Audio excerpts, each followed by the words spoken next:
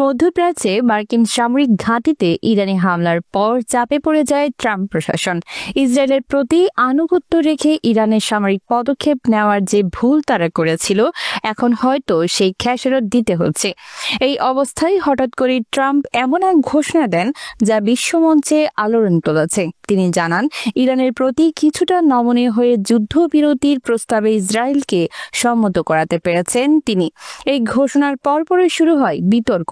Iran স্পষ্ট জানিয়ে দেয় তারা এমন কোনো প্রস্তাবের খবর জানে না। অন্যদিকে ট্রাম্পের ঘনিষ্ঠ মিত্র ইসরায়েলি প্রধানমন্ত্রী নেতানিয়াহু এই বিষয়ে কোনো মন্তব্য না করায় জল্পনা আরও বাড়ে।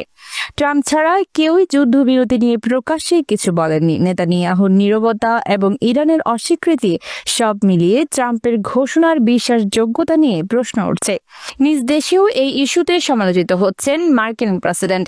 ট্রুথ সোশ্যালে দেওয়া এক বার্তায় ট্রাম্প দাবি করেন, ইরান ও ইসরায়েল 6 ঘন্টার মধ্যে 12 ঘন্টার জন্য যুদ্ধবিরতিতে সম্মত হয়েছে এবং এই সময়টুকুতে দুই পক্ষ শান্তিপূর্ণ অবস্থান নেবে।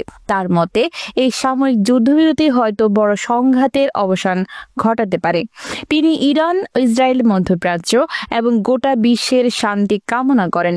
তবে ইরান বলেছে তারা কোনো ধরনের যুদ্ধবিরতির প্রস্তাব পায়নি, এমনকি তাদের সেই প্রয়োজনও নেই। ইসরায়েলি প্রধানমন্ত্রী নেতানিয়াহু এই বিষয়ে প্রকাশ্যে কোনো মন্তব্য দেননি।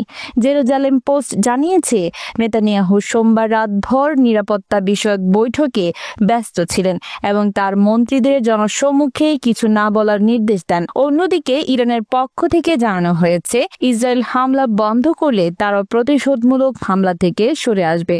তবুও এই ঘোষণার পর একের পর এক ক্ষেপণাস্ত্র ইসরায়েলের দিকে ছুড়েছে ইরান। এর মধ্যে ইসরায়েলের বিনে শেবা শহরে অন্তত 3 জন নিহত হওয়ার খবর পাওয়া গেছে।